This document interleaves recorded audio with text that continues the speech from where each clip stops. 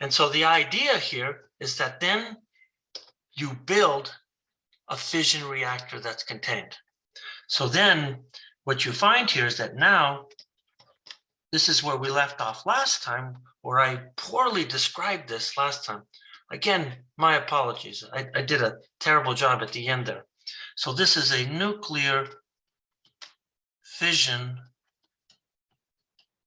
reactor.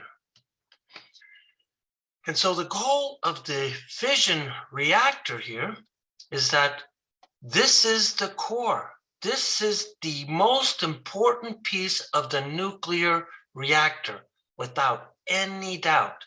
And so this is going to be tricky for me to draw. So I would be careful if you're writing this stuff down. I would wait till I get it right. So here I go. So what I'm seeing here is that I'm seeing my fuel rods right here. And we know that these fuel rods are going to give out energy. And then I have my moderators, which I then insert to start the fissions. Now, the goal of this whole thing here is that we want to start fissions, right? We want fissions to occur. So what we do here is that we want to contain all of this in water. Water is one of the most important elements in energy creation. So that means here is that what we do here is that now we fill this guy up with water. Okay. And this water becomes radioactive. It becomes heavy water. You get deuterium and you get tritium. And by the way, those are very important for creating hydrogen bombs too, by the way, which we will not talk about in this course. And so here we go. That's the core of it. We know that the fuel rods are going to release energy. So then the fission start. So then that means all that energy goes into what? It goes into heating up and creating steam of this water. If you look at Moss Landing works exactly the same here. There's no difference between a nuclear reactor other than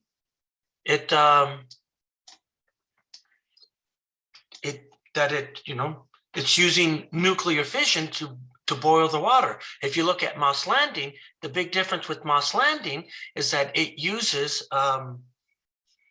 natural gas to boil the water. That's it right there. So then here's what happens here. What happens is that this is radioactive water.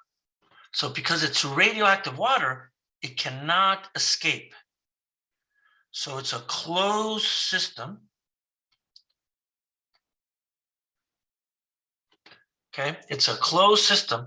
So then this water here is allowed to circulate. And the way it circulates here is that they put in a pump. So now I have a water pump, and the whole goal of a water pump is to keep pumping the hot water so that it goes around like this. So it comes out here, it's very hot. And then again, we just keep circulating. It's a lot like a radiator in your car. So this guy is the water pump. You know what? I forgot to do one thing. We got to build the reactor, right? That's only part of it. And so then if I look at my reactor here, you typically see the dome feature here. So just to separate this, this is the dome. And so what we're seeing here is that now the idea here is that none of this gets out. So note that I'm not going to write that these are the control rods, the moderators. The reds are the fuel rods because we just did that right up here. So now here we go. So then what I'm seeing here is that then we isolate the radioactive water. Ooh.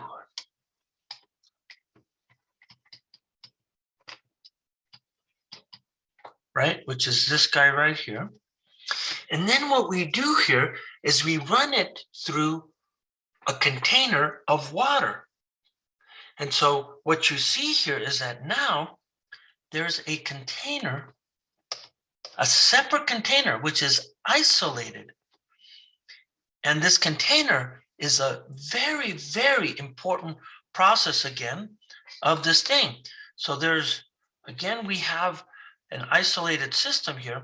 And so now what we're seeing here is that this guy here is really, what we do here is that we make, this is a container of cold water. Okay, so this guy here is a container of cold water. So now what happens to the water here?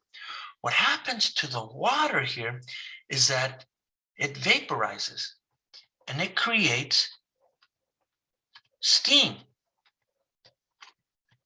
So you vaporize it, so now you have steam. So the hot water creates steam.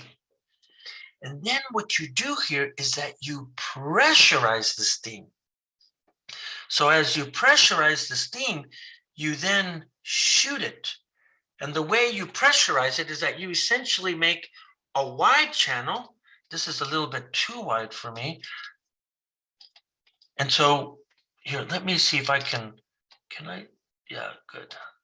So now what you do here is that you make a very thin opening, and then you get this pressurized steam now. So then this becomes pressurized steam. And then what you find here is that it then goes into a turbine. So now you have a turbine right here. And this turbine, you shoot the steam to it. And what you find with this turbine, let's say that this is the turbine right here. And typically what you find here is that a turbine is essentially what? Just a spinning turbine. It's just a spinning propeller. So this guy here is our turbine. And again, what I really mean by this is just a spinning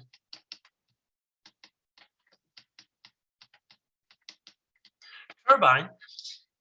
And then what happens here is that you have leftover steam. And so what they do with the leftover steam is that they put another pump here. And then what they do here is they take the unused steam. Well, it's all unused. They just use it to do that. So then what they do here is that then they pump the used steam back into the cold water. So if you look at Moss Landing, the way Moss Landing cools the water here is that they actually run pipes through the ocean. And as a consequence, it cools down the steam. But then here we go. So now these turbines, as they spin, what do? They're connected to a generator. Okay, and this generator is super, super important. So when I look at this generator, what I'm seeing here is that I'm really seeing this here. Now I have my generator. And when I look at this generator is a spinning magnet. And as it spins, it creates electrical power. It creates a voltage and it creates a current. And then what it does here is that then you take this generator and then you move this electrical power to what is called a step station. And so with this guy here, this is really what's known as a transformer. And so what it does here is it takes the voltage that comes out. So if you look at Moss Landing, it probably produces, I don't know, I think they produce somewhere around 50,000 volts, 75,000 volts. And then what this transformer does is it kicks it up to high voltages. Now, some of the high voltages that it could kick it up to could be of the order of, let's say, 100,000, or higher. And then what you do then is that then you transform this, you take this power and you essentially move it to power lines. And then these power lines then of course get transformed to other power lines. And then you have another sort of lines, like I live in Watsonville. And then what you find here is that there's another transformer here. And when you look at this transformer, what you find here is that this transformer is called a step up. This transformer is called a step down, and they reduce the voltage. So I live over off of Harkin Slough, and many years ago, they built a bridge across the slough.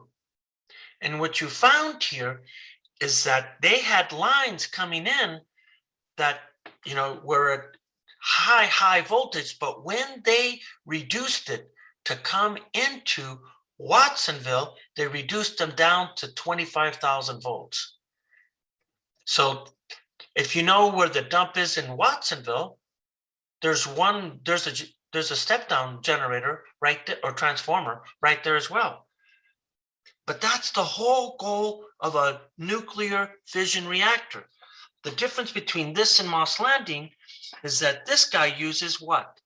They use nuclear fission, whereas Moss Landing uses natural gas. And what you find here is that if you look at the Hoover Dam, they don't use any fuels. All they do here is that they do water.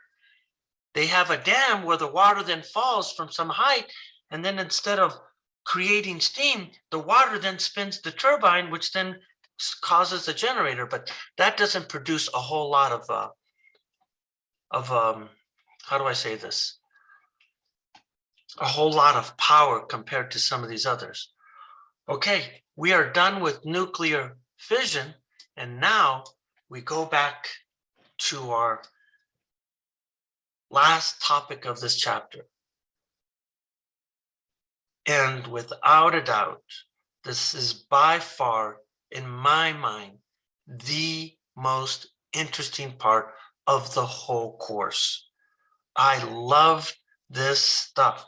It is so badass.